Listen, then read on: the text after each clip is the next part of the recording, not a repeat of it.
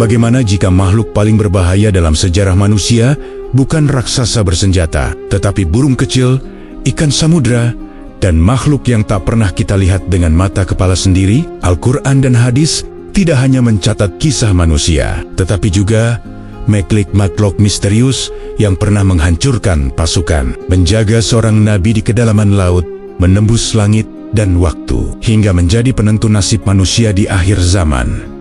Sebagian disebut jelas dalam wahyu, sebagian lain diperdebatkan para ulama. Apakah mereka makhluk fisik atau tentara Tuhan yang bekerja dengan cara yang tak mampu dijangkau logika? Malam ini kita tidak sedang membahas mitos. Kita sedang membuka catatan langit tentang makhluk yang pernah muncul, menghilang, dan suatu hari akan kembali. Inilah kisah makhluk misteri dalam Al-Quran dan hadis yang diam-diam mengawasi perjalanan manusia menuju akhir zaman. Sebelumnya, bantu subscribe, like, dan tulis amin di kolom komentar. Semoga rezekinya lancar. Amin, ya robbal alamin. Sejak kecil, sebagian besar dari kita mengenal Al-Quran sebagai kitab yang berbicara tentang manusia, tentang nabi dan rasul, tentang kaum yang taat dan kaum yang membangkang, tentang hukum, akhlak, dan jalan hidup. Namun semakin dalam ayat-ayat itu dibaca, semakin terasa bahwa wahyu tidak hanya mencatat perjalanan manusia semata. Di balik kisah-kisah tersebut, tersembunyi keberadaan makhluk lain yang perannya tidak kalah menentukan dalam sejarah dunia. Al-Quran berulang kali menyebut bahwa alam semesta ini tidak hanya dihuni oleh manusia. Ada makhluk yang diciptakan dari cahaya, ada yang dari api, dan ada pula yang diciptakan dari unsur yang tidak pernah kita pahami sepenuhnya. Sebagian makhluk itu hadir sebagai pembantu, sebagian sebagai penjaga, dan sebagian lagi sebagai alat untuk menegakkan kehendak Tuhan. Mereka bukan tokoh utama dalam cerita manusia, tetapi kehadiran mereka sering menjadi titik balik yang menentukan. Menariknya, makhluk-makhluk ini tidak selalu digambarkan dengan cara yang mudah dipahami. Ada yang disebut secara singkat dalam satu ayat, ada yang hanya muncul dalam potongan kisah, dan ada pula yang dijelaskan melalui hadis dengan penafsiran yang beragam. Ketidaklengkapan detail inilah yang membuat mereka terus menjadi bahan renungan, perdebatan, dan rasa ingin tahu hingga hari ini. Pertanyaan besar pun muncul. Apakah makhluk ini benar-benar hadir secara fisik seperti manusia dan hewan yang kita kenal? Ataukah mereka adalah simbol dari kekuasaan Tuhan yang bekerja melalui hukum alam, wabah, bencana, dan peristiwa-peristiwa di luar kendali manusia? Para ulama, mufasir, dan pemikir dari berbagai zaman mencoba menjawabnya dengan pendekatan masing-masing. Sebagian memilih berpegang pada teks secara literal, sementara yang lain membuka ruang tafsir yang lebih luas. Namun satu hal yang tampaknya disepakati adalah ini: ketika makhluk-makhluk tersebut muncul dalam kisah wahyu, selalu ada pesan besar yang menyertainya. Tidak ada satupun yang hadir tanpa tujuan. Kehadiran mereka selalu berkaitan dengan peringatan, ujian, perlindungan, atau penegasan bahwa kekuasaan tertinggi tidak pernah berada di tangan manusia. Dalam banyak kisah, justru makhluk yang tampak kecil dan remeh menjadi alat penghancur kesombongan yang paling efektif. Pasukan yang besar bisa runtuh oleh sesuatu yang tak terlihat. Kekuatan yang dibanggakan bisa hancur oleh makhluk yang bahkan tak dianggap berbahaya. Disitulah logika manusia mulai runtuh, dan kesadaran tentang keterbatasan diri perlahan muncul. Maka, ketika kita membaca ayat-ayat tentang makhluk selain manusia, sebenarnya kita sedang dihadapkan pada cermin yang jujur, bahwa dunia ini tidak berputar di sekitar manusia saja, bahwa ada sistem yang jauh lebih luas, lebih rapi, dan lebih berkuasa dari apapun yang bisa kita bangun dengan tangan sendiri. Ini menjadi pintu masuk untuk memahami satu hal mendasar. Kisah-kisah makhluk misterius dalam Al-Quran dan hadis bukanlah dongeng untuk ditakuti, melainkan tanda untuk direnungi. Mereka mengingatkan bahwa di balik kehidupan yang tampak biasa, ada kekuatan besar yang selalu bekerja dalam diam. Dan ketika saatnya tiba, kekuatan itu bisa muncul dalam bentuk yang paling tak terduga. Jika manusia terbiasa mengukur kekuatan dari jumlah pasukan, senjata, dan teknologi, maka wahyu menghadirkan sudut pandang yang sangat berbeda. Dalam banyak peristiwa besar, kekuasaan tidak ditentukan oleh siapa yang paling kuat secara fisik, tetapi oleh siapa yang paling tunduk pada kehendak Tuhan. Disinilah peran makhluk-makhluk misterius mulai terasa. hadir sebagai tentara yang tak pernah tercatat dalam strategi perang manusia. Al-Quran menggambarkan bahwa Allah memiliki bala tentara yang tidak terbatas. Sebagian dikenal, sebagian lain tersembunyi dari penglihatan. Langit, bumi, angin, air, bahkan makhluk kecil yang nyaris tak diperhitungkan, semuanya bisa menjadi alat pelaksana kehendaknya. Manusia mungkin melihat dunia sebagai panggung yang dikuasai oleh kekuatan kasat mata. Namun wahyu membuka tabir bahwa ada sistem lain yang bekerja jauh di atas kendali manusia. Dalam sejarah umat terdahulu, kehancuran seringkali datang dari arah yang tak terduga. Bukan selalu melalui perang terbuka, tetapi melalui peristiwa yang tampak sederhana. Angin yang bertiup lebih keras dari biasanya, hujan yang turun tanpa henti, atau makhluk-makhluk kecil yang membawa perubahan besar. Semua itu menunjukkan pola yang sama. Ketika manusia melampaui batas, pertolongan atau hukuman tidak selalu datang dalam bentuk yang mereka perkirakan. Konsep tentara Tuhan ini bukanlah gambaran pasukan bersenjata seperti dalam imajinasi manusia. Ia adalah jaringan kekuasaan yang mencakup seluruh ciptaan. Setiap makhluk, sekecil apapun, memiliki peran yang telah ditetapkan. Ketika peran itu dijalankan, dampaknya bisa mengguncang peradaban. Di titik inilah kesombongan manusia diuji, karena logika yang biasa mereka andalkan tak lagi mampu menjelaskan apa yang terjadi. Para ulama klasik menekankan bahwa keberadaan tentara Tuhan adalah bukti mutlak bahwa manusia tidak pernah benar-benar memegang kendali penuh. Bahkan ketika sebuah peristiwa tampak berjalan sesuai hukum alam, wahyu mengajarkan bahwa hukum alam itu sendiri tunduk pada kehendak Sang Pencipta. Apa yang disebut sebab dan akibat hanyalah cara Allah menata dunia agar bisa dipahami oleh akal manusia yang terbatas. Pandangan ini juga mengubah cara melihat kemenangan dan kekalahan. Kemenangan tidak selalu berarti unggul dalam kekuatan, dan kekalahan tidak selalu berarti lemah. Ada saat-saat di mana kehancuran justru datang melalui sesuatu yang tidak diperhitungkan sama sekali. Dari sudut pandang iman, itulah saat di mana kekuasaan Tuhan diperlihatkan secara paling nyata. Kesadaran tentang tentara langit yang tak terlihat ini seharusnya melahirkan kerendahan hati. Manusia boleh merencanakan, menghitung, dan berusaha, tetapi hasil akhir tidak pernah sepenuhnya berada di tangan mereka. Ada kehendak yang lebih tinggi yang bisa mengubah arah sejarah dalam sekejap, tanpa perlu suara gemuruh atau tanda-tanda besar sebelumnya. Pemahaman inilah yang menjadi dasar sebelum memasuki kisah-kisah makhluk tertentu yang disebut dalam wahyu. Sebab tanpa kesadaran bahwa kekuasaan Tuhan bekerja melalui cara-cara yang tak terduga, kisah-kisah itu hanya akan dianggap sebagai cerita masa lalu. Padahal di baliknya tersimpan pesan yang terus relevan tentang keterbatasan manusia dan keagungan kekuasaan ilahi yang tak pernah berkurang sedikit pun.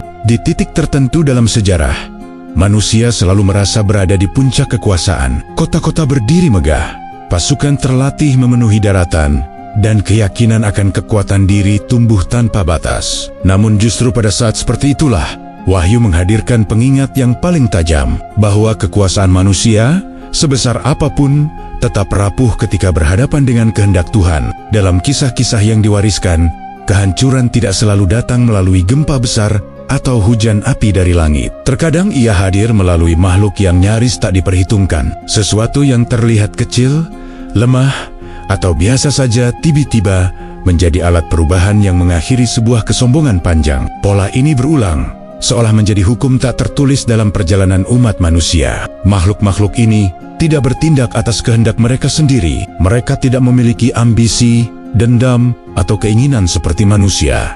Mereka bergerak hanya ketika diperintahkan. Disinilah perbedaan mendasar antara kekuatan manusia dan kekuasaan ilahi. Manusia berperang untuk menaklukkan, sementara makhluk-makhluk ciptaan hanya menjalankan tugas yang telah ditetapkan tanpa membantah. Wahyu mengajarkan bahwa kehendak Tuhan tidak selalu diturunkan dalam bentuk mukjizat yang mencengangkan mata. Terkadang ia bekerja melalui mekanisme yang tampak wajar bahkan ilmiah. Namun ketika hasilnya menghancurkan kesombongan manusia secara total, barulah disadari bahwa ada kekuatan lain yang sedang bekerja di balik layar. Sesuatu yang tidak bisa dihentikan oleh strategi atau kekuatan apapun. Disinilah letak ujian terbesar bagi akal manusia. Ketika peristiwa luar biasa terjadi, Sebagian orang mencari penjelasan yang sepenuhnya rasional. Mereka menolak kemungkinan adanya campur tangan ilahi, seolah dunia ini berjalan sendiri tanpa kendali. Namun Wahyu tidak menafikan sebab-sebab alam. Ia justru menempatkan sebab-sebab itu sebagai bagian dari sistem yang tunduk sepenuhnya pada perintah Tuhan. Makhluk yang menjadi alat kehendak ilahi seringkali muncul tanpa peringatan panjang. Tidak ada negosiasi, tidak ada kesempatan kedua. Ketika waktunya tiba, peran mereka dijalankan dengan presisi yang sempurna. Inilah yang membuat kisah-kisah tersebut terasa begitu menggetarkan, karena di dalamnya terdapat pesan bahwa batas kesabaran dan keadilan Tuhan memang luas, tetapi tidak tanpa akhir. Bagi manusia yang mau merenung kisah-kisah ini, seharusnya melahirkan kesadaran baru bahwa dunia ini bukan sekadar arena persaingan antar manusia. Ada tatanan yang jauh lebih besar, di mana makhluk-makhluk lain memiliki peran yang tidak kalah penting. Ketika keseimbangan itu dilanggar, maka sistem akan bergerak untuk mengembalikannya dengan cara yang sering kali tak terduga. Kesombongan adalah benih kehancuran yang paling cepat tumbuh, dan makhluk-makhluk yang dijadikan alat kehendak Tuhan seringkali menjadi pemangkasnya. Mereka hadir bukan untuk menunjukkan kekejaman, melainkan untuk menegaskan batas, bahwa manusia, sekuat apapun, tetaplah makhluk yang bergantung. Pemahaman inilah yang membawa kita pada satu peristiwa besar dalam sejarah. Sebuah momen ketika pasukan terkuat di masanya dihentikan bukan oleh tentara manusia, melainkan oleh makhluk yang datang dari langit. Dari sinilah kisah tentang tentara langit yang paling terkenal dalam Wahyu akan mulai terbuka. Di antara lembaran sejarah yang paling dikenal, ada satu peristiwa yang sejak awal terasa berbeda. Tahun Gajah bukan sekadar penanda waktu kelahiran seorang nabi besar, tetapi juga panggung bagi sebuah kejadian yang mengguncang logika manusia. Sebuah pasukan raksasa, lengkap dengan gajah-gajah perang, bergerak penuh keyakinan untuk menghancurkan pusat spiritual yang dianggap tak berdaya. Namun yang menanti mereka bukan perlawanan manusia. Pasukan itu datang dengan kepercayaan diri yang nyaris mutlak. Gajah-gajah besar melangkah perlahan, menjadi simbol kekuatan yang tak tertandingi di Jazirah Arab saat itu. Tidak ada benteng, tidak ada pasukan besar yang menghadang. Ka'bah berdiri tanpa penjagaan militer. Dari sudut pandang manusia, kehancuran tampak tak terelakkan. Namun, justru di titik inilah cerita berbelok ke arah yang sama sekali tak terduga. Langit yang semula sunyi mulai menjadi saksi perubahan. Dari kehauan, tampak sesuatu bergerak berkelompok, berbondong-bondong, memenuhi cakrawala. Mereka bukan pasukan bersenjata, bukan pula makhluk raksasa yang menakutkan. Mereka disebut Ababil, makhluk-makhluk yang kehadirannya begitu singkat dalam teks, namun dampaknya mengguncang sejarah. Deskripsi tentang Ababil tidak pernah tunggal. Dalam khazanah tafsir klasik, mereka digambarkan sebagai makhluk bersayap yang datang dalam barisan rapat. Ada yang menyebut bentuknya menyerupai burung pemangsa. Ada pula yang melihatnya seperti burung kecil yang biasa terbang di sekitar pemukiman. Perbedaan gambaran ini justru menambah lapisan misteri tentang siapa sebenarnya mereka. Yang pasti, kehancuran pasukan gajah terjadi tanpa pertempuran terbuka. Tidak ada benturan pedang, tidak ada strategi militer yang dijalankan. Dalam waktu singkat, pasukan yang semula tampak tak terkalahkan berubah menjadi gambaran kehancuran total. Tubuh-tubuh mereka rusak, kekuatan mereka runtuh, dan niat besar itu berakhir tanpa hasil. Bagi banyak orang, peristiwa ini menjadi bukti paling nyata bahwa kekuasaan Tuhan tidak bergantung pada ukuran atau kekuatan fisik. Makhluk yang tampak kecil dan tak berarti justru menjadi alat untuk menghancurkan kesombongan yang paling besar. Dari sini, Ababil tidak lagi sekadar nama dalam cerita, tetapi simbol dari cara kerja kekuasaan ilahi yang seringkali berlawanan dengan logika manusia. Namun, di balik narasi yang telah dikenal selama berabad-abad,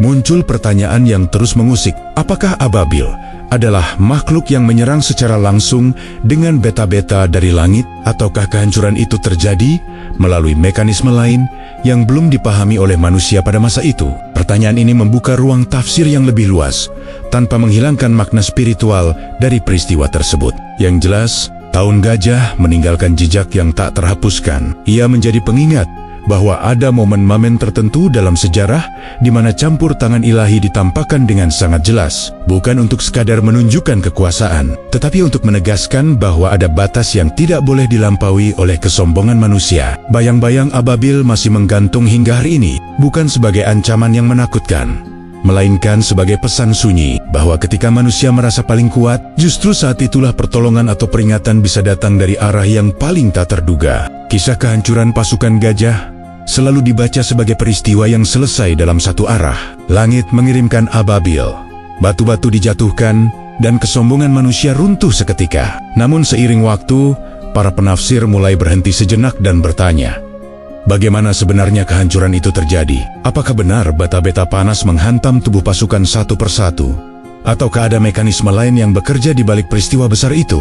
Dalam tafsir klasik, gambaran yang muncul sangat kuat dan visual. Ibnu Katsir menjelaskan ababil sebagai makhluk bersayap yang datang berbandong-bandong, masing-masing membawa batu kecil yang menghancurkan siapapun yang terkena. Batu itu digambarkan berasal dari tanah liat yang dibakar, menjatuhkan pasukan hingga tubuh mereka hancur seperti daun yang dimakan ulat. Tafsir ini mengakar kuat dalam imajinasi umat selama berabad-abad. Namun tidak semua riwayat menghadirkan gambaran yang sama persis. Ada penjelasan lain yang menyoroti akibat kehancuran itu bukan semata prosesnya. Tubuh pasukan yang membusuk, kulit yang rusak, dan kematian yang terjadi secara massal dalam waktu singkat menjadi detail yang terus diulang. Dari sini, sebagian ulama mulai memperluas sudut pandang mereka terhadap peristiwa tersebut. Beberapa riwayat yang dinisbatkan kepada Ibnu Abbas menyebutkan bahwa pasukan tersebut terserang penyakit yang mengerikan. Luka-luka kecil muncul di tubuh mereka, lalu menyebar dengan cepat hingga menyebabkan kematian. Gambaran ini membuat sebagian penafsir memahami batu bukan semata benda keras yang jatuh dari langit, tetapi sesuatu yang membawa kehancuran dari dalam tubuh. Di titik inilah tafsir mulai bertemu dengan pendekatan yang lebih membumi. Ketika ilmu pengetahuan modern meneliti ulang peristiwa tahun gajah, muncul dugaan bahwa kehancuran itu bisa berkaitan dengan wabah penyakit yang menyebar sangat cepat di tengah pasukan besar. Kepadatan manusia, kondisi lingkungan, dan kehadiran hewan-hewan tertentu memungkinkan penyebaran penyakit mematikan dalam waktu singkat. Namun bagi Wahyu, perdebatan tentang mekanisme tidak pernah menjadi inti utama. Apakah kehancuran itu terjadi melalui batu fisik atau melalui wabah yang dibawa oleh makhluk kecil? Hasil akhirnya tetap sama. Pasukan yang datang dengan kesombongan mutlak dihentikan tanpa perlawanan manusia. Kehendak Tuhan terwujud melalui cara yang tak mampu dicegah oleh kekuatan apapun. Perbedaan penafsiran ini justru memperkaya pemahaman. Ia menunjukkan bahwa wahyu tidak terikat pada satu cara kerja yang sempit. Tuhan tidak dibatasi oleh satu metode untuk menegakkan kehendaknya. Batu dari langit dan wabah dari bumi Somasima berada dalam kendali yang sama. Keduanya hanyalah alat, sementara keputusan tetap berasal dari sumber yang satu. Bagi manusia, kecenderungan untuk memperdebatkan detail seringkali membuat pesan utama terlupakan. Fokus bergeser pada bagaimana kehancuran itu terjadi, bukan mengapa ia terjadi. Padahal inti dari peristiwa tahun gajah adalah peringatan tentang batas, bahwa ada wilayah yang tidak bisa disentuh oleh kesombongan, betapapun besar kekuatan yang dibawa. Ketika perdebatan ini diletakkan dalam kerangka iman, muncul satu kesadaran yang menenangkan, bahwa sains dan wahyu tidak harus saling meniadakan. Penjelasan ilmiah bisa membantu memahami mekanisme, sementara wahyu memberi makna dan arah. Keduanya berjalan pada jalur yang berbeda, namun menuju pengakuan yang sama tentang keterbatasan manusia. Dari sini, kisah Ababil tidak berhenti sebagai cerita masa lalu. Ia menjadi jembatan menuju pemahaman yang lebih luas. Jika kehancuran bisa datang dari langit melalui makhluk bersayap, maka perlindungan juga bisa datang dari arah yang tak terduga. Dari udara yang panas, perjalanan misteri ini akan bergerak menuju tempat yang jauh lebih gelap dan sunyi. Ke kedalaman samudra, tempat makhluk penjaga takdir menunggu dalam diam. Setelah perdebatan tentang batu dari langit dan wabah dari bumi, satu hal menjadi semakin jelas. Kisah Ababil tidak berdiri di satu sisi ekstrem. Ia berada di wilayah pertemuan antara mukjizat dan mekanisme alam. Di sanalah banyak orang mulai menyadari bahwa kekuasaan Tuhan tidak harus menabrak hukum alam, karena hukum alam itu sendiri berada di bawah kendalinya. Bagi masyarakat pada masa itu, kehancuran pasukan gajah terjadi begitu cepat dan tak terelakkan. Tidak ada waktu untuk menyusun ulang barisan, tidak ada kesempatan untuk mundur dengan selamat. Apapun penyebabnya, Hasil akhirnya sama, kekuatan terbesar di wilayah tersebut runtuh tanpa pernah benar-benar bertempur. Dari sudut pandang iman, inilah inti mukjizat, bukan pada keanehan bentuknya, tetapi pada ketepatan waktunya. Mukjizat dalam wahyu seringkali dipahami sebagai sesuatu yang melampaui akal. Namun dalam banyak kasus, mukjizat justru hadir melalui sesuatu yang tampak wajar. Hujan tetap air, angin tetap udara, dan makhluk tetap makhluk. Yang berbeda adalah bagaimana semua unsur itu bergerak bersamaan untuk menghasilkan dampak yang tak mungkin dicapai oleh manusia. Ababil menjadi contoh paling kuat dari pola ini. Pendekatan biologis mencoba melihat ababil sebagai bagian dari ekosistem. Burung-burung yang hidup berkoloni besar, membawa material untuk sarang, dan hidup berdampingan dengan serangga serta mikroorganisme. Dalam kondisi tertentu, mereka bisa menjadi perantara penyebaran penyakit yang mematikan. Bagi sains, ini adalah rangkaian sebab akibat. Bagi iman, ini adalah cara Tuhan bekerja melalui ciptaannya. Ketika dua sudut pandang ini dipertemukan,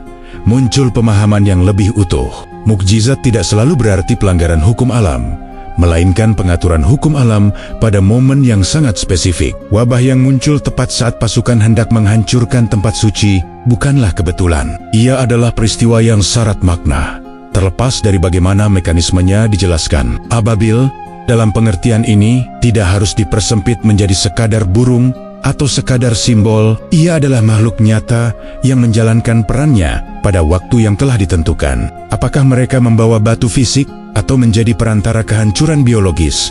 Keduanya tetap menunjukkan satu hal, bahwa makhluk sekecil apapun bisa menjadi alat perubahan besar ketika berada dalam kehendak Tuhan. Pemahaman ini juga menggeser cara pandang manusia terhadap ancaman dan perlindungan. Tidak semua bahaya datang dalam bentuk yang menakutkan. Tidak semua kehancuran diawali oleh suara gemuruh. Terkadang ia datang perlahan, tak terlihat, dan baru disadari ketika semuanya telah terlambat. Disitulah letak pelajaran yang paling dalam dari kisah Ababil. Dengan cara ini, kisah Tahun Gajah tidak lagi berdiri sebagai cerita heroik semata. Ia berubah menjadi peringatan abadi tentang rapuhnya kekuatan manusia. Pasukan terbesar pun bisa runtuh oleh sesuatu yang tidak mereka anggap ancaman. Kesombongan, dalam bentuk apapun, selalu memiliki titik akhir. Namun, kehancuran bukan satu-satunya peran makhluk dalam wahyu. Jika Ababil menjadi simbol kehancuran kesombongan, maka ada makhluk lain yang justru hadir sebagai penjaga, bukan penghancur. Makhluk yang tidak membawa kematian, tetapi menjadi ruang perlindungan dan pertobatan bagi seorang nabi. Dari panasnya langit Makkah, kisah ini akan bergerak menuju kedalaman laut yang sunyi, tempat rahang raksasa menunggu dalam kegelapan. Setelah kisah kehancuran yang datang dari langit, arah cerita berbalik secara perlahan. Dari panasnya padang pasir dan sayap-sayap Ababil, perhatian kini bergerak menuju tempat yang jauh lebih sunyi dan gelap. Samudra, sebuah dunia yang sejak awal penciptaan menyimpan rahasia paling dalam. Jika langit menjadi panggung peringatan, maka lautan adalah ruang pengasingan dan perenungan. Di dalam wahyu, laut tidak hanya digambarkan sebagai hamparan air, ia adalah batas, tempat di mana manusia kehilangan kendali. Ombak, arus, dan kedalaman bekerja dengan hukum yang tidak pernah benar-benar bisa ditaklukkan. Sejak dahulu, laut selalu menjadi simbol ketidakpastian, ketakutan, dan sekaligus harapan. Di sanalah banyak manusia belajar bahwa kekuatan mereka ada batasnya. Di sebuah negeri bernama Ninawa, hidup seorang nabi yang menghadapi kenyataan pahit. Selama puluhan tahun, ia menyeru kaumnya untuk kembali pada kebenaran. Namun yang ia terima justru penolakan, ejekan, dan penentangan tanpa henti. Setiap hari terasa seperti beban yang semakin berat, hingga kesabaran manusiawinya mencapai titik rapuh. Dalam kondisi jiwa yang letih dan kecewa, ia mengambil keputusan yang kelak mengubah segalanya. Tanpa menunggu izin ilahi, ia memilih meninggalkan kaumnya. Langkah itu bukan didorong oleh kesombongan, melainkan kelelahan batin yang sangat dalam. Ia berjalan menjauh, berharap jarak bisa meredakan luka di dalam dada. Pelarian itu membawanya ke tepi laut. Sebuah kapal besar bersandar, penuh dengan muatan dan penumpang. Tanpa banyak pertimbangan, ia naik dan berlayar, meninggalkan daratan yang penuh penolakan. Namun laut, seperti langit sebelumnya, bukan tempat untuk bersembunyi dari takdir. Perjalanan yang awalnya tenang berubah menjadi ancaman mematikan. Awan menggelap, Angin mengamuk dan ombak menghantam lambung kapal tanpa ampun. Badai datang dengan kekuatan yang seolah memiliki kehendaknya sendiri. Para penumpang panik. Mereka sadar bahwa kapal tak akan bertahan jika beban tidak dikurangi. Dalam ketegangan yang mencekam, undian pun dilakukan untuk menentukan siapa yang harus dikorbankan demi keselamatan bersama. Satu kali undian dilempar, nama itu muncul. Undian diulang, berharap hasilnya berubah. Namun takdir tetap menunjuk pada orang yang sama. 3 kali undian dilakukan, dan hasilnya tidak bergeser sedikitpun. Saat itulah ia memahami bahwa pelarian ini tidak pernah benar-benar terjadi. Laut telah menjadi pengadilan yang tak bisa dihindari. Dengan hati yang remuk namun pasrah, ia melangkah menuju tepi kapal. Tidak ada perlawanan, tidak ada teriakan, hanya kesadaran bahwa setiap manusia, bahkan seorang nabi, tetap berada dalam lingkaran kehendak Tuhan. Tubuhnya jatuh menembus permukaan air, tenggelam ke dalam dingin yang mematikan. Pada saat itulah, dari kedalaman yang tak terlihat, sesuatu bergerak, bukan sebagai pemangsa, bukan sebagai penghukum, tetapi sebagai pelaksana takdir. Lautan gelap yang semula tampak sebagai akhir, ternyata menjadi gerbang menuju sebuah perjalanan batin yang jauh lebih dalam. Di titik ini, cerita beralih dari kehancuran menuju penjagaan, dari makhluk yang menghancurkan pasukan menuju makhluk yang melindungi seorang nabi. Di balik gelapnya samudra, sebuah rahang raksasa terbuka, bukan untuk membunuh, tetapi untuk menelan dan menjaga. Di sanalah kisah tentang kegelapan, berlapis, dan pertobatan paling sunyi akan dimulai. Air laut menutup di atas kepala, dan dunia seolah berhenti. Suara badai memudar, cahaya menghilang, dan tubuh itu tenggelam semakin dalam tanpa pegangan apapun. Bagi manusia biasa, ini adalah akhir. Namun bagi seorang nabi, momen itu justru menjadi awal dari peristiwa yang belum pernah dialami oleh siapapun sebelumnya. Di kedalaman yang tak tersentuh cahaya, sesuatu bergerak, bukan gelombang, bukan arus, melainkan makhluk yang ukurannya melampaui bayangan manusia. Dari kegelapan absolut, rahang raksasa terbuka, bukan dengan amarah, tetapi dengan ketepatan. Tubuh sang nabi tidak dihancurkan, tidak digigit, dan tidak dilukai. Ia ditelan utuh, seolah samudra menyerahkannya pada penjaga yang telah menunggu. Al-Quran tidak menggambarkan makhluk ini dengan detail bentuk yang panjang. Ia disebut sebagai ikan besar, Al-Hud, makhluk laut yang menjalankan perintah tanpa ragu. Tidak ada perlawanan, tidak ada kekacauan. Segalanya terjadi dengan ketenangan yang justru terasa menakutkan. Laut yang ganas mendadak menjadi sunyi, digantikan oleh ruang sempit yang berdenyut perlahan. Di dalam perut makhluk itu, waktu kehilangan maknanya. Tidak ada siang, tidak ada malam, tidak ada arah, tidak ada jarak. Yang ada hanyalah kesadaran yang dipaksa berhadapan dengan dirinya sendiri. Inilah yang kemudian digambarkan sebagai zulum. Lapisan kegelapan yang saling menumpuk. Kegelapan malam, kegelapan laut, dan kegelapan ruang hidup yang tak pernah dimaksudkan untuk manusia. Bagi sang nabi, tempat itu bukan sekadar penjara fisik. Ia adalah ruang perenungan yang paling jujur. Tidak ada manusia lain, tidak ada suara dunia, tidak ada pembelaan diri. Semua yang tersisa hanyalah kesadaran akan kesalahan dan kerinduan untuk kembali pada ridha Tuhan. Dalam sunyi yang total, setiap detak terasa seperti pengakuan. Hari-hari berlalu tanpa hitungan yang pasti. Tubuh melemah, tetapi jiwa justru terbangun. Di titik terendah itulah, sebuah kalimat lahir bukan dari lisan, melainkan dari kedalaman hati. Sebuah pengakuan yang sederhana, namun penuh makna. Tidak ada Tuhan selain Engkau.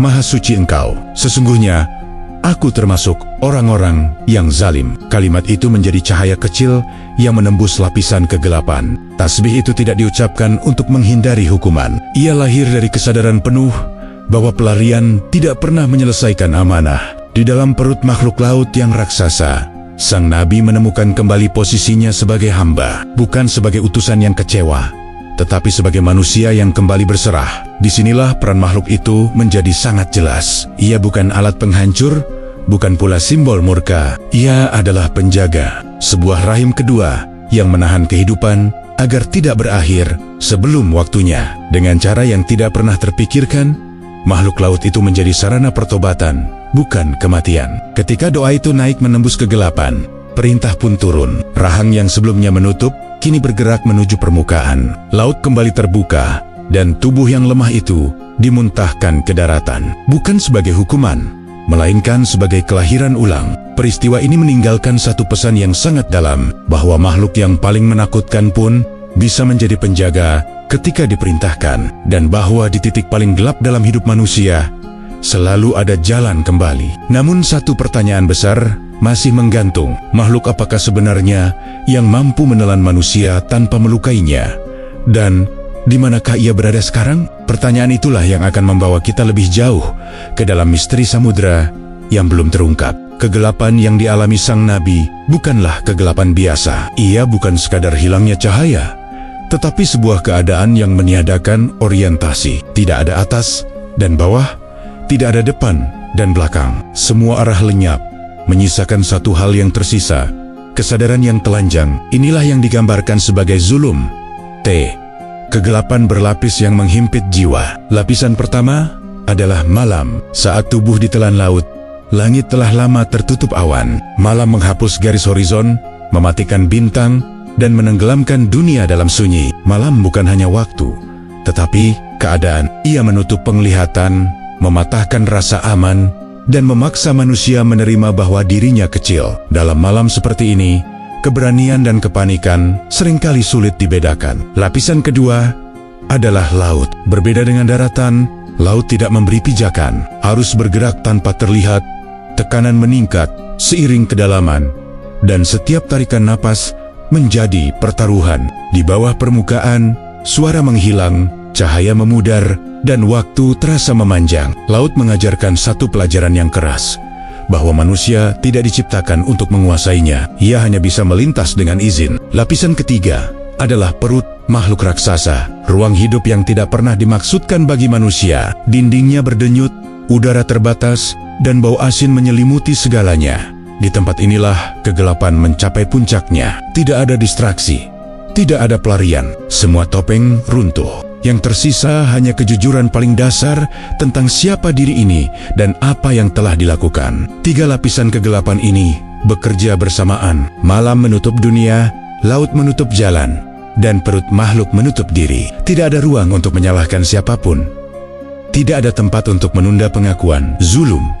Memaksa manusia bertemu dengan kebenaran tanpa perantara. Dalam kondisi seperti ini, setiap kata menjadi berat, setiap niat menjadi nyata. Menariknya, Al-Quran menggambarkan keadaan ini bukan untuk menakut-nakuti, tetapi untuk menunjukkan proses, bahwa kesadaran sejati sering lahir bukan di puncak keberhasilan, melainkan di dasar keterbatasan. Zulum adalah ruang pembelajaran yang ekstrem. Ia tidak menghancurkan tubuh, tetapi membongkar kesombongan yang tersisa di dalam jiwa. Di tengah kegelapan itu, doa lahir bukan sebagai rutinitas, melainkan sebagai kebutuhan. Bukan untuk meminta keajaiban, tetapi untuk mengakui kebenaran. Kalimat yang diucapkan tidak panjang, tidak berbelit. Ia jujur, sederhana, dan tepat sasaran. Pengakuan atas keesaan Tuhan dan pengakuan atas kesalahan diri. Dua hal yang jika digabungkan, membuka pintu yang tertutup rapat. Zulum mengajarkan bahwa kegelapan tidak selalu berarti hukuman. Terkadang ia adalah ruang aman sementara,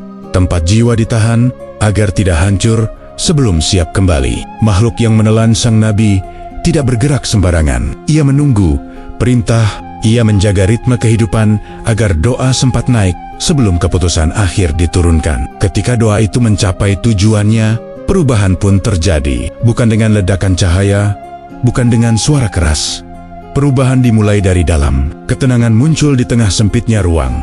Harapan tumbuh di tengah kegelapan. Zulum, yang semula terasa menghimpit, perlahan berubah menjadi lorong menuju permukaan. Kisah ini menanamkan satu pemahaman penting, bahwa kegelapan yang paling pekat sekalipun masih berada dalam pengawasan. Tidak ada ruang yang benar-benar terlepas dari rahmat. Dan ketika manusia berhenti berlari, berhenti membela diri, lalu berserah sepenuhnya, bahkan kedalaman laut pun bisa menjadi jalan pulang. Namun pertanyaan tentang makhluk penjaga itu belum selesai. Apakah ia sekadar ikan besar? Atau entitas yang lebih tua dari sejarah manusia? Pertanyaan ini akan membawa kita pada perdebatan yang lebih luas antara tafsir klasik dan pandangan modern tentang siapa sebenarnya sang penjaga samudra itu. Setelah kisah kegelapan berlapis itu, perhatian tertuju pada satu sosok yang selama ini hanya muncul sekilas dalam wahyu. Makhluk laut raksasa yang menelan seorang nabi tanpa melukainya. Ia disebut dengan satu nama yang singkat namun syarat makna, Nun, nama. Ini memunculkan pertanyaan besar yang tak pernah benar-benar selesai dijawab. Apakah Nun hanyalah paus seperti yang dikenal manusia modern? Ataukah ia sesuatu yang jauh lebih purba? Dalam banyak tafsir klasik, Nun dipahami sebagai makhluk laut terbesar yang dikenal manusia. Ibnu Katsir menyebut bahwa makhluk itu adalah ikan besar yang mampu menelan manusia utuh. Penjelasan ini diterima luas karena sesuai dengan gambaran umum tentang makhluk laut raksasa. Namun, Al-Quran menggunakan istilah Al-Hut yang secara bahasa merujuk pada ikan, bukan mamalia. Disinilah muncul perbedaan yang menarik. Dalam klasifikasi sains modern, paus tidak termasuk ikan. Ia bernapas dengan paru-paru, menyusui anaknya, dan dikategorikan sebagai mamalia laut. Jika wahyu menyebut makhluk itu sebagai ikan, apakah ini berarti Nun bukan paus seperti yang kita kenal hari ini? Pertanyaan ini mendorong sebagian ulama dan ilmuwan muslim untuk melihat kemungkinan lain. Sebagian penafsir kontemporer seperti Wahbah Az-Zuhaili membuka ruang bahwa istilah dalam wahyu tidak selalu identik dengan klasifikasi biologi modern. Bahasa wahyu berbicara kepada manusia lintas zaman. Ia tidak terikat pada istilah ilmiah yang baru muncul beberapa kemudian. Dalam pandangan ini, Al-Hut merujuk pada makhluk laut raksasa tanpa perlu menyesuaikan diri dengan kategori mamalia atau ikan menurut sains. Namun, ada pula pandangan yang lebih berani. Beberapa pemikir modern mengajukan kemungkinan bahwa Nun adalah spesies yang telah punah. Makhluk purba yang hidup jauh sebelum sejarah manusia tercatat. Lautan menyimpan fosil-fosil raksasa yang ukurannya menantang imajinasi. Jika daratan pernah dihuni oleh makhluk raksasa yang kini hanya tersisa tulangnya, mengapa lautan tidak? Pendekatan ini tidak dimaksudkan untuk menafikan tafsir klasik, melainkan memperluas horizon pemahaman. Nun tidak harus disempitkan pada satu bentuk yang sudah dikenal. Ia bisa saja menjadi makhluk unik yang diciptakan khusus untuk satu tugas tertentu. Menjaga kehidupan seorang nabi di saat paling genting, lalu kembali menghilang tanpa meninggalkan jejak yang jelas. Ada pula tradisi yang mengaitkan Nun dengan kisah-kisah lain tentang makhluk laut besar dalam literatur kuno. Beberapa riwayat menyebut adanya makhluk samudra yang mampu menghabiskan hidangan kolosal dalam sekejap. Benang merah ini menimbulkan dugaan bahwa Nun adalah entitas tunggal, makhluk yang diciptakan dengan ukuran dan kemampuan di luar pola umum ciptaan. Namun pada akhirnya, wahyu tidak pernah memaksa manusia untuk mengetahui detail biologis makhluk ini. Fokus utama bukan pada spesiesnya, melainkan pada perannya. Nun bukan tokoh utama, tetapi penjaga takdir. Ia tidak bertindak berdasarkan naluri, melainkan perintah.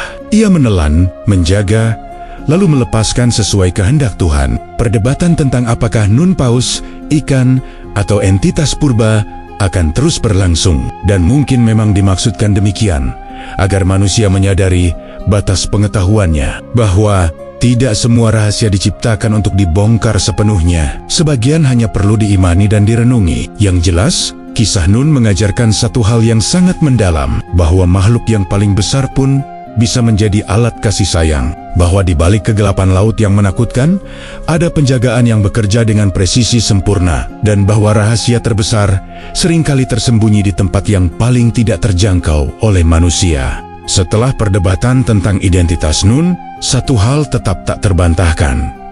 Makhluk itu tidak hadir sebagai kebetulan. Ia muncul pada momen yang sangat spesifik, menjalankan peran yang tidak bisa digantikan oleh makhluk lain. Disinilah Nun dipahami bukan sekadar sebagai raksasa laut, melainkan sebagai penjaga takdir yang bekerja dalam diam. Laut, sejak awal penciptaan, digambarkan sebagai wilayah yang penuh rahasia. Kedalamannya menyimpan tekanan yang tak sanggup ditahan tubuh manusia. Cahaya menghilang, suara teredam, dan orientasi runtuh. Namun justru di ruang yang paling asing inilah, kehidupan seorang nabi dijaga dengan sempurna. Tidak terluka, tidak hancur, dan tidak berakhir sebelum waktunya. Peran Nun menunjukkan bahwa tidak semua makhluk besar diciptakan untuk menghancurkan. Sebagian justru menjadi pelindung, meski bentuknya menakutkan. Paradoks ini penting untuk dipahami.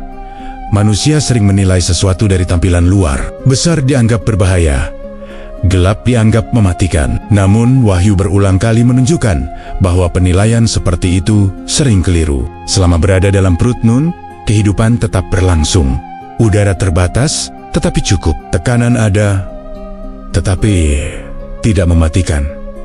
Ini menunjukkan satu hal, penjagaan itu bersifat aktif, bukan kebetulan. Jika makhluk itu bertindak berdasarkan naluri semata, maka tubuh manusia tak akan bertahan lama. Namun yang terjadi justru sebaliknya. Setiap unsur berada dalam keseimbangan yang tepat. Disinilah konsep penjagaan ilahi menjadi sangat nyata. Tuhan tidak hanya menyelamatkan melalui cahaya dan keajaiban yang terlihat, tetapi juga melalui kegelapan yang terkontrol. Nun menjadi alat penjagaan yang sempurna karena ia menutup semua pintu pelarian, namun tetap membuka satu pintu harapan. Doa, makhluk ini tidak mengajari, tidak menasihati, dan tidak berbicara, namun keberadaannya memaksa kesadaran untuk bekerja. Dalam sunyi dan gelap, manusia tidak lagi bisa berdalih. Semua alasan runtuh, yang tersisa hanya kejujuran paling murni. Dari kondisi inilah pertobatan sejati sering lahir. Banyak kisah dalam Wahyu menunjukkan pola serupa. Ketika manusia berada di ruang paling sempit, justru disitulah jiwanya melebar. Ketika pilihan habis, justru disitulah ketundukan muncul. Nun bukan pengecualian, melainkan bagian dari sistem besar yang mengatur bagaimana manusia dipulihkan. Bukan sekadar dihukum, lautan pun kembali dipahami sebagai saksi bisu perjalanan takdir. Ia bukan musuh manusia, tetapi pengingat batas. Setiap kali manusia melangkah terlalu jauh dari amanah, lautan seolah berkata bahwa tidak ada tempat untuk bersembunyi dari kehendak Tuhan. Namun di saat yang sama, ia juga menunjukkan bahwa rahmat selalu tersedia bagi yang kembali. Pertanyaan tentang keberadaan Nun saat ini mungkin tidak akan pernah terjawab dengan pasti. Apakah ia masih hidup di kedalaman samudra, atau telah menjadi bagian dari sejarah yang terkunci? Wahyu tidak memberi kepastian, dan mungkin memang tidak perlu. Fokusnya bukan pada lokasi, melainkan pada pelajaran. Kisah Nun menegaskan bahwa makhluk paling besar pun tunduk sepenuhnya. Ia tidak bertindak atas kehendaknya sendiri. Ia menunggu perintah, bergerak sesuai waktu, lalu menghilang tanpa jejak. Dalam keheningan itulah, kekuasaan ilahi terasa paling nyata. Dan ketika kisah penjagaan di dasar laut ini berakhir, perhatian kembali diarahkan ke langit. Sebab selain penjaga samudra, ada makhluk lain yang diciptakan dengan kekuatan luar biasa di udara. Makhluk bersayap raksasa yang disebut mampu mengangkat gajah dengan satu cengkeraman. Dari kedalaman laut, perjalanan misteri ini akan kembali terbang ke puncak-puncak langit yang terlupakan. Jika lautan menyimpan penjaga yang bekerja dalam keheningan, maka langit memiliki makhluk yang kekuatannya digambarkan melampaui imajinasi manusia. Dari kedalaman samudra, arah kisah kini terangkat ke udara, menuju wilayah yang sejak awal menjadi simbol kekuasaan dan kebebasan. Di sanalah nama Anka muncul dalam literatur kuno sebagai makhluk bersayap raksasa yang pernah mengguncang keyakinan manusia tentang batas kekuatan ciptaan. Anka bukan makhluk yang banyak disebut dalam teks populer. Ia hidup dalam katitan-katitan lama yang jarang dibaca, namun penuh dengan detail yang mengejutkan. Dalam karya-karya kosmografi klasik, ia digambarkan sebagai burung dengan ukuran yang sulit dibayangkan. Lehernya panjang, tubuhnya besar, dan sayapnya begitu lebar hingga mampu menutupi cahaya matahari saat membentang di udara. Salah satu deskripsi paling terkenal datang dari Zakaria Al-Qazwini yang melukiskan Anka sebagai makhluk langit yang bersemayam di puncak gunung tertinggi bernama Falak. Di sana, jauh dari jangkauan manusia, ia hidup sebagai penguasa udara, bukan sekadar burung pemangsa, melainkan simbol kekuatan yang tidak bisa ditandingi oleh makhluk darat. Legenda menyebutkan bahwa Anka memiliki 4 sayap. 2 sayap besar untuk melayang di ketinggian ekstrem, dan 2 sayap lebih kecil untuk bermanuver di antara badai. Bulunya bukan berwarna tunggal, melainkan perpaduan warna yang bara-bauba tergantung cahaya. Cakarnya digambarkan tajam dan kuat, sanggup mengangkat hewan sebesar gajah hanya dengan satu cengkeraman. Kisah-kisah tentang Anka sering dikaitkan dengan peristiwa-peristiwa luar biasa di masa para nabi. Dalam beberapa riwayat, ia disebut pernah menjadi ujian bagi manusia yang melampaui batas, bukan sebagai makhluk yang jahat, tetapi sebagai alat penyeimbang. Ketika manusia mulai merasa tak tersentuh, kehadiran makhluk seperti Anka menjadi pengingat bahwa masih ada kekuatan yang berada jauh di atas mereka. Menariknya, Anka tidak digambarkan sebagai makhluk yang sering menampakkan diri. Ia hadir, lalu menghilang, tidak menetap di satu wilayah, tidak berinteraksi dengan manusia secara langsung. Ketidakhadirannya yang panjang justru memperkuat auranya sebagai makhluk yang tidak tunduk pada ritme dunia manusia. Sebagian ulama memahami Anka sebagai makhluk nyata yang diciptakan untuk satu fase tertentu dalam sejarah. Setelah tugasnya selesai, ia lenyap dari panggung dunia. Sebagian lain memandangnya sebagai makhluk yang masih ada, tetapi tersembunyi dari penglihatan manusia. Seperti banyak makhluk lain dalam Wahyu, keberadaannya tidak selalu harus dibuktikan dengan penampakan. Di balik perdebatan itu, pesan utamanya tetap sama. Langit bukan ruang kosong. Ia adalah wilayah yang dihuni, dijaga, dan diatur. Manusia mungkin menguasai daratan, bahkan menjelajah lautan, tetapi udara dan langit menyimpan rahasia yang tidak bisa disentuh oleh teknologi setinggi apapun. Anka menjadi simbol kekuatan yang tidak diciptakan untuk manusia, namun bisa berdampak besar pada kehidupan mereka. Ia mengajarkan bahwa ukuran dan kemampuan bukanlah jaminan keselamatan, bahwa makhluk yang hidup di atas manusia bisa menjadi pengingat tentang batas yang tidak boleh dilampaui. Dengan kisah Anka, pemahaman tentang makhluk dalam Wahyu semakin lengkap. Ada yang menghancurkan, ada yang menjaga, dan ada yang sekadar menunjukkan betapa kecilnya manusia di hadapan ciptaan Tuhan dari penguasa langit ini. Perjalanan misteri akan berlanjut menuju makhluk yang bukan hanya menguasai ruang, tetapi juga menembus waktu. Makhluk cahaya yang kecepatannya melampaui kilat dan menjadi saksi perjalanan paling sakral dalam sejarah kenabian.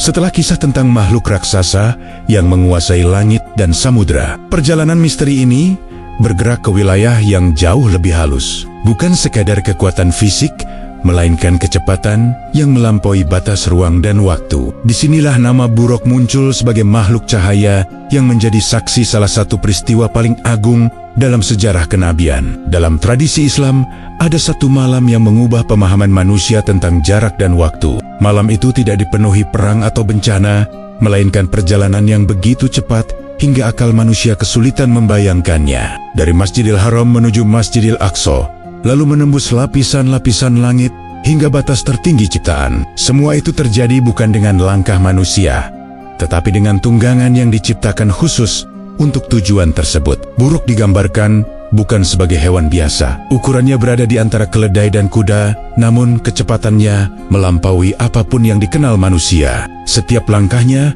sejauh mata memandang. Dalam satu hentakan, jarak yang biasanya ditempuh berhari-hari lenyap tanpa sisa. Nama Buruk sendiri berkaitan dengan kilat, sebuah isyarat tentang kecepatan yang tidak memberi waktu bagi mata untuk mengikuti. Para perawi hadis menggambarkan Buruk sebagai makhluk bercahaya, berwarna putih bersih, dengan wujud yang memancarkan kewibawaan. Ia bukan sekadar alat transportasi, tetapi makhluk yang sadar akan tugasnya. Ketika peristiwa besar itu terjadi, Buruk tidak ragu, tidak gentar, dan tidak melambat. Ia bergerak seolah memahami bahwa perjalanan ini bukan perjalanan biasa. Keberadaan Buruk menantang cara manusia memahami realitas. Dalam dunia yang terbiasa diukur dengan jarak dan waktu, Buruk menunjukkan bahwa keduanya bukan batas mutlak. Apa yang tampak mustahil bagi manusia justru menjadi mungkin ketika kehendak Tuhan bekerja. Buruk tidak menciptakan keajaiban itu, tetapi menjadi sarana agar keajaiban itu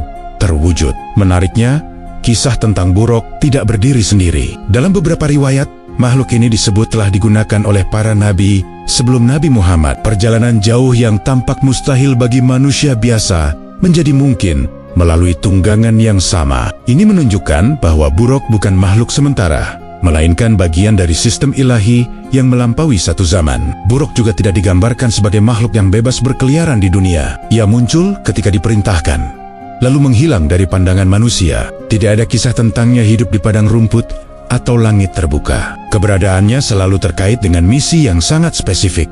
Ia hadir untuk membawa, bukan untuk tinggal. Dari sudut pandang iman, Buruk mengajarkan bahwa keterbatasan manusia bukanlah batas bagi kekuasaan Tuhan.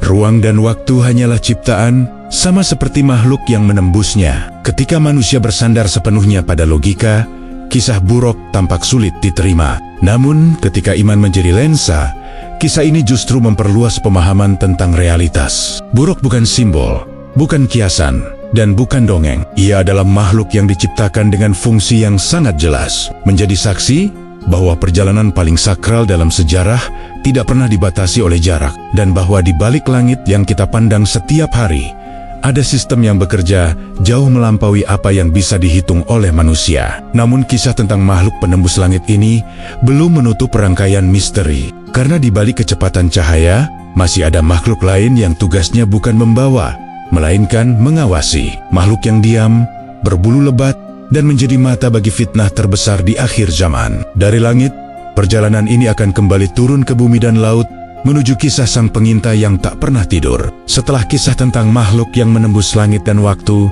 perjalanan misteri ini kembali turun ke bumi. Namun bukan ke daratan yang ramai, melainkan ke sebuah pulau terpencil di tengah samudra yang ganas. Di sanalah sebuah makhluk aneh muncul, bukan sebagai penghancur, bukan pula sebagai penyelamat, melainkan sebagai pengamat. Dialah Al-Jassasah, makhluk yang tugasnya hanya satu: mengawasi. Kisah ini bermula dari sebuah pelayaran yang nyaris berakhir sebagai tragedi. Sekelompok pelaut terembang-ambing di lautan selama berhari-hari tanpa arah yang jelas. Angin membawa kapal mereka ke tempat yang tidak dikenal, jauh dari jalur perdagangan dan peradaban manusia. Ketika akhirnya mereka melihat daratan, harapan muncul, namun tidak berlangsung lama. Pulau itu terasa ganjil sejak langkah pertama. Tidak ada tanda kehidupan manusia. Heningnya bukan ketenangan, melainkan kewaspadaan yang menekan dada. Pepohonan berdiri rapat, seolah menutup sesuatu di baliknya. Para pelaut melangkah perlahan, mengikuti naluri bertahan hidup, tanpa tahu bahwa mereka sedang diawasi. Di tengah pulau, mereka bertemu makhluk yang tidak pernah mereka bayangkan. Tubuhnya tertutup rambut lebat dan kasar dari ujung ke ujung. Begitu rapat hingga sulit dibedakan mana wajah dan mana punggungnya. Makhluk itu bergerak mendekat tanpa suara yang jelas. Ketakutan muncul bukan karena serangan, tetapi karena ketidakpastian. Makhluk itu kemudian berbicara dengan bahasa manusia yang jelas dan tegas. Ia memperkenalkan dirinya sebagai Al-Jassasah, nama yang berasal dari kata pengintai. Ia tidak bertanya, tidak mengancam, dan tidak menyerang. Ia hanya mengarahkan dengan gerakan singkat. Para pelaut diminta mengikutinya menuju sebuah bangunan tua di tengah pulau. Di sanalah rahasia sebenarnya terbuka. Di dalam bangunan itu, terikat dengan rantai besi yang kokoh, duduk sosok yang kelak dikenal sebagai Dajjal. Sosok ini tidak bebas bergerak, namun pikirannya menjangkau jauh. Pertanyaan-pertanyaan yang ia ajukan bukan tentang masa lalu, tetapi tentang perubahan dunia, tentang danau yang menyusut, tentang pohon yang tak lagi berbuah, tentang tanda-tanda yang terus bergerak menuju akhir. Al-Jassasah tidak ikut berbicara panjang. Ia berdiri sebagai penjaga dan penghubung. Makhluk ini bukan pelaku utama, melainkan alat informasi. Ia mengamati dunia, mengumpulkan tanda-tanda, lalu melaporkannya kepada tuannya. Tidak ada emosi, tidak ada keraguan. Tugasnya dijalankan dengan presisi yang menakutkan. Yang membuat Al-Jassasah begitu ganjil bukan hanya wujudnya, tetapi perannya. Ia hidup di antara dua dunia, tidak sepenuhnya hewan, tidak sepenuhnya manusia. Ia memiliki kecerdasan, bahasa, dan tujuan. Namun ia tidak memiliki kehendak bebas seperti manusia. Ia bergerak dalam sistem pengawasan yang telah ditetapkan. Kisah ini kemudian disampaikan kepada Rasulullah oleh Tamim Ad-Dari dan dibenarkan secara terbuka. Dengan itu, Al-Jassasah tidak lagi menjadi cerita asing, melainkan bagian dari tanda-tanda besar yang harus disadari. Ia adalah bukti bahwa sebelum peristiwa besar terjadi, selalu ada fase pengamatan yang panjang dan sunyi. Al-Jassasah mengajarkan satu pelajaran yang menggetarkan, bahwa dunia tidak pernah benar-benar bebas dari pengawasan. Perubahan kecil yang diabaikan manusia justru dicatat dengan teliti. Air yang menyusut, tanah yang mengering, dan iman yang melemah menjadi laporan yang dikumpulkan tanpa henti. Makhluk ini tidak datang membawa kehancuran. Ia hanya menunggu, dan dalam penantian itulah letak ancamannya. Karena ketika masa pengamatan berakhir, dunia tidak lagi diberi waktu untuk bersiap. Saat itu, makhluk-makhluk yang selama ini hanya mengamati akan bergeser perannya dari saksi menjadi penanda bahwa keputusan akhir sudah dekat. Namun, Al-Jassasah bukanlah penutup cerita. Ia hanyalah mata yang memastikan waktu terus berjalan menuju titik yang telah ditentukan. Setelah masa pengintaian selesai, akan muncul makhluk lain. bukan untuk mengamati, tetapi untuk memutuskan. Makhluk yang keluar dari bumi membawa tanda yang tidak bisa disangkal oleh siapapun. Dari pulau terpencil ini, perjalanan misteri akan bergerak menuju momen paling menentukan dalam sejarah manusia. Setelah masa pengamatan yang panjang dan sunyi, akan tiba saat ketika dunia tidak lagi diperingatkan dengan tanda-tanda halus. Waktu itu ditandai oleh kemunculan satu makhluk yang tidak datang untuk mengawasi, melainkan untuk memutuskan. Dari perut bumi muncul Dabatul Ard, makhluk yang membawa pesan paling nyata dan tak terbantahkan tentang akhir perjalanan manusia. Kemunculan makhluk ini tidak terjadi di tempat sembarangan. Ia muncul di tanah suci, di kawasan yang sejak awal menjadi poros ibadah dan sejarah, bukan sebagai peristiwa lokal, tetapi sebagai kejadian global yang disaksikan manusia dari berbagai penjuru. Pada saat itu dunia telah melewati rangkaian tanda besar. Fitnah telah merajalela, kebingungan merata, dan batas antara kebenaran dan kebatilan menjadi kabur.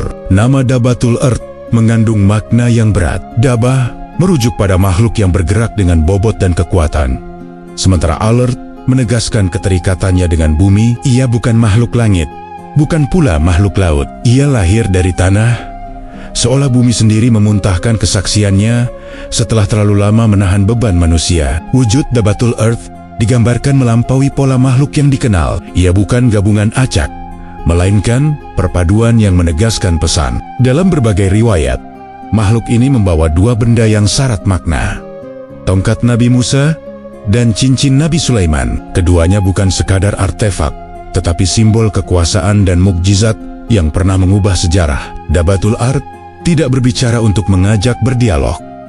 Ia menyampaikan keputusan dengan bahasa yang dipahami setiap manusia. Ia menegaskan satu kenyataan, bahwa manusia dahulu tidak yakin kepada ayat-ayat Tuhan. Kalimat ini bukan tuduhan emosional, melainkan pernyataan fakta yang selama ini disembunyikan di balik topeng kepatuhan dan ritual. Makhluk ini bergerak di antara manusia yang panik, tidak ada tempat untuk bersembunyi. Dengan cincin Nabi Sulaiman, ia mengusap wajah orang-orang beriman, meninggalkan cahaya yang menenangkan. Cahaya itu bukan sekadar tanda, tetapi pengakuan. Sebaliknya, dengan tongkat Nabi Musa, ia menandai mereka yang ingkar, meninggalkan jejak gelap yang tidak bisa disamarkan. Sejak saat itu, kepura-puraan berakhir. Tidak ada lagi ruang abu-abu. Dunia yang selama ini dipenuhi retorika dan pembenaran diri berubah menjadi panggung kejujuran yang brutal. Setiap wajah membawa keputusan yang tidak bisa diubah. Setiap langkah manusia mengarah pada konsekuensi yang telah dikunci. Berbeda dengan makhluk-makhluk sebelumnya, Dabatul Ard tidak memberi kesempatan kedua. Ia tidak menunggu taubat, tidak membuka ruang perdebatan. Tugasnya bukan membimbing, melainkan mengumumkan bahwa masa ujian telah selesai. Apa yang tersembunyi kini ditampakkan, apa yang ditunda kini diputuskan. Kehadiran makhluk ini menegaskan satu hal yang sering dilupakan, bahwa rahmat Tuhan memang luas, tetapi keadilannya pasti. Selama dunia berjalan, manusia diberi waktu untuk kembali. Namun ketika tanda ini muncul, waktu itu telah habis. Tidak ada lagi penundaan, tidak ada lagi dalih. Dabatul Ard menjadi penutup rangkaian makhluk misterius yang selama ini bekerja di balik layar sejarah. Dari yang menghancurkan kesombongan, menjaga pertobatan, menembus langit, hingga mengawasi perubahan zaman, semua mengarah pada satu titik akhir, saat manusia akhirnya berhadapan dengan kebenaran tanpa perantara. Dan di hadapan kebenaran itu, hanya ada dua keadaan: cahaya yang menenangkan, atau kegelapan yang tidak bisa dihindari. Pada akhirnya semua kisah tentang makhluk misterius ini bermuara pada satu kesimpulan yang sama. Tidak ada satupun yang hadir tanpa tujuan. Dari makhluk kecil yang menghancurkan pasukan besar, hingga makhluk bumi yang memberi vonis terakhir. Semuanya bergerak dalam satu garis takdir yang rapi. Garis yang sejak awal telah ditentukan, jauh sebelum manusia menyadari perannya sendiri. Jika direnungkan, setiap makhluk yang muncul dalam perjalanan ini membawa pesan yang berbeda. Ababil mengajarkan bahwa kesombongan bisa dihancurkan oleh sesuatu yang dianggap remeh. Nun menunjukkan bahwa kegelapan bisa menjadi tempat perlindungan bagi jiwa yang kembali. Anka mengingatkan bahwa di atas manusia masih ada kekuatan yang tak terjangkau. Buruk membuktikan bahwa ruang dan waktu bukan batas mutlak. Al-Jassasah menegaskan bahwa dunia selalu diawasi, dan Dabatul Earth menutup semua peluang untuk berpura-pura. Rangkaian ini membentuk satu pola yang jelas. Semakin dekat manusia pada akhir perjalanan, semakin terang tanda-tanda itu muncul. Di awal, peringatan datang secara halus, melalui peristiwa alam, melalui kisah yang bisa ditafsirkan dengan banyak cara. Namun seiring waktu, peringatan itu berubah menjadi penegasan, tidak lagi samar, tidak lagi bisa disangkal. Makhluk-makhluk ini bukan sekadar bagian dari cerita menakjubkan. Mereka adalah cermin. Melalui mereka, manusia diajak melihat dirinya sendiri. Apakah selama ini hidup dengan kesadaran, atau hanya menjalani rutinitas tanpa makna? Apakah iman menjadi pegangan, atau sekadar identitas yang rapuh ketika diuji? Menariknya, tidak satupun dari makhluk ini bertindak di luar perintah. Mereka tidak melampaui batas, tidak menunda, dan tidak membantah. Dalam ketaatan itulah, manusia justru dihadapkan pada pertanyaan paling mendasar. Jika makhluk tanpa akal bebas bisa taat sepenuhnya, lalu apa alasan manusia untuk menunda kebenaran? Ketika semua rahasia akhirnya terbuka, tidak ada lagi kejutan. Semua telah diberi tanda. Semua telah diperingatkan. Dunia tidak runtuh dalam satu malam tanpa sebab. Ia bergerak menuju akhir melalui proses panjang yang disaksikan oleh makhluk-makhluk yang ditugaskan khusus untuk itu. Episode ini bukan tentang ketakutan, melainkan tentang kesadaran bahwa hidup bukan sekadar rangkaian hari yang berlalu, tetapi perjalanan yang terus dicatat. Setiap pilihan meninggalkan jejak. Setiap niat membentuk arah, dan pada waktunya, semua itu akan kembali pada pemiliknya. Kisah makhluk misterius dalam Al-Quran dan hadis bukan dimaksudkan untuk membuat manusia terpesona semata. Ia mengajak untuk berhenti sejenak dan bertanya, di posisi mana diri ini berdiri? Sebagai penonton yang lalai, atau sebagai hamba yang sadar akan keterbatasannya di tengah dunia yang semakin bising? Pesan-pesan ini justru terasa semakin relevan, bahwa di balik kemajuan dan teknologi, manusia tetap makhluk yang bergantung, bahwa sebesar apapun kekuatan yang dibangun, ia tetap rapuh tanpa kejujuran dan ketundukan. Pada akhirnya makhluk-makhluk itu akan kembali pada peran mereka masing-masing. Sebagian telah menghilang, sebagian menunggu, dan sebagian lagi akan muncul pada saat yang telah ditetapkan. Sementara manusia diberi satu hal yang paling berharga: waktu. Waktu untuk memilih sebelum semua pilihan dikunci. Ketika tirai terakhir ditutup, yang tersisa bukan lagi cerita tentang makhluk-makhluk misterius. Yang tersisa adalah manusia itu sendiri, berdiri di hadapan kebenaran tanpa pelindung apapun. Dan pada saat itulah, semua yang pernah tersembunyi menjadi terang, tanpa bisa disangkal, tanpa bisa diulang kembali.